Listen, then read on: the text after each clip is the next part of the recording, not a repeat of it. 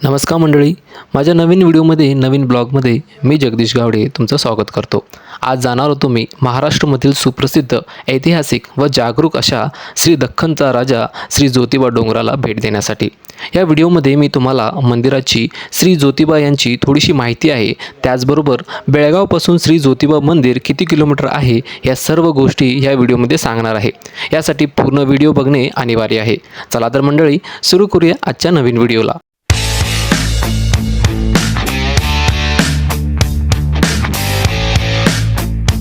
मंडळी, आपल्याला जर बेळगावपासून श्री ज्योतिबा डोंगराला जायचं असेल तर पहिल्यांदा आपल्याला बेळगावपासून कोल्हापूर शहराची बस पकडावी लागते।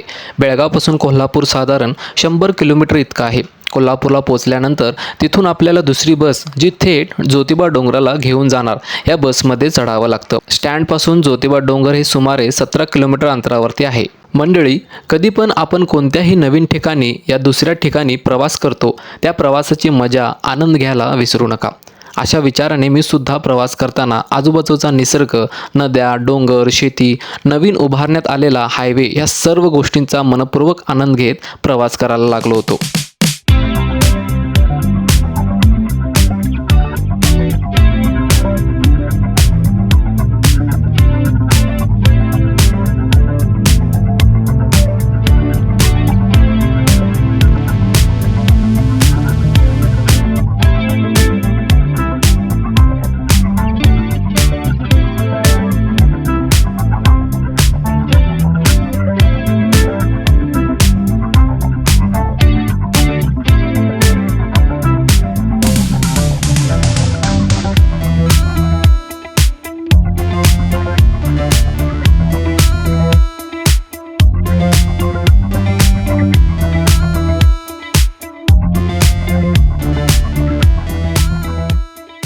तो फायनली मित्रांनो आता मी कोल्हापूरला पोहोचलोय। आता इथून ज्योतिबा डोंगराला जाणार आहोत।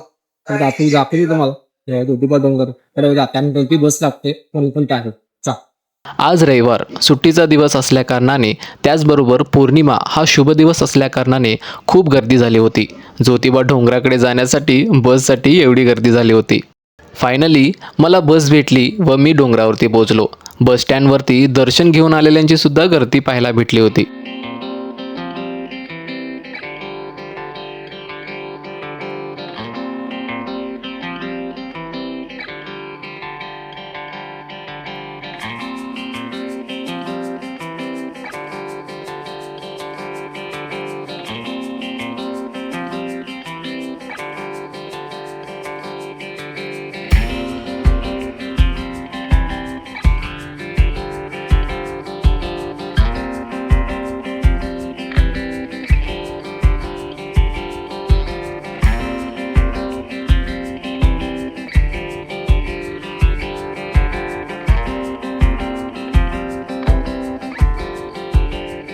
जसं सांगितल्याप्रमाणे आज रविवार व पौर्णिमा असल्याकारणाने खूप अफाट गर्दीचा सामना करावा लागला।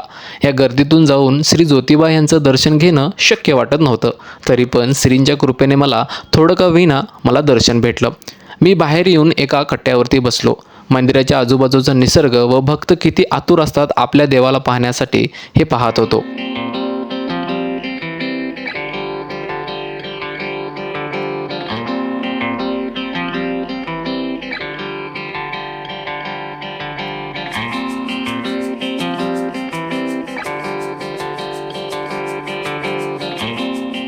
श्री ज्योतिबा मंदिर हे पन्हाळा पर्वतरांग वाडी रत्नागिरी येथे 3124 फूट उंचीवरती असलेल्या डोंगरावरती वसलेले आहे। दख्खनचा राजा म्हणून ओळखले जाणारे हे मंदिर भगवान शिव केदारनाथ यांचे रूप मानले जाते। हे मंदिर ब्रह्मा, विष्णू, महेश व जगज्जननी ऋषी यांचा तेजपूज्य अवतार मानले जाते। पौराणिक आख्यायेनुसार एकेकाळी कोल्हापूरच्या डोंगर भागामध्ये रत्नासूर राक्षसाचा प्रचंड अत्याचार सुरू झाला होता। या राक्षसाचा संहार करण्यासाठी करवीर निवासिनी म्हणजेच अंबाबाई यांनी देवांकडे मदतीसाठी अर्थहाक दिली। तेव्हा ब्रह्मा, विष्णू व महेश या त्रिमुखांच्या तेजातून एक दिव्य प्रती प्रकट झाली व त्या शक्तीने ज्योतिबा म्हणून अवतार घेतला। त्यांनी रत्नासूर व इतर असुरांचा वध करून त्या भागाला भयमुक्त केलं। श्री ज्योतिबा परत हिमालयाकडे जाणार हे कळल्यावरती करवीर निवासिनी अंबाबाई यांनी त्यांना करवीर नगरीच्या संरक्षणासाठी तुम्ही इथंच थांबावे अशी विनंती केली. श्री ज्योतिबा यांनी ही विनंती मान्य केली व कोल्हापूरजवळ वाडी रत्नागिरी येथे आपले स्थान घेतले. तेव्हापासूनच त्यांना दख्खनचा राजा ज्योतिबा म्हणून ओळखले जाते.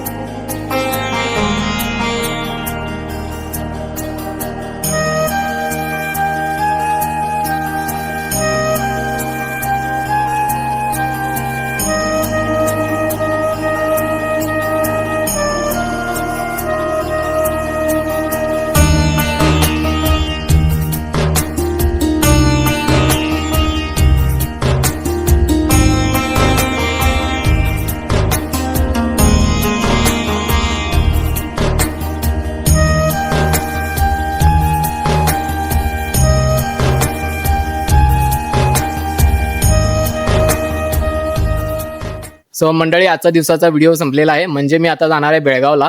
सो अनेक गोष्ट तुम्हाला या व्हिडिओमध्ये सांगायची अशी झाली की जसं की यमाई देवीच्या मंदिराकडे जसं मी होतो त्यांच्याच बाजूला ना अनेक क्षेत्र आहे जिथं दर रविवारी आपल्याला प्रसाद भेटतो.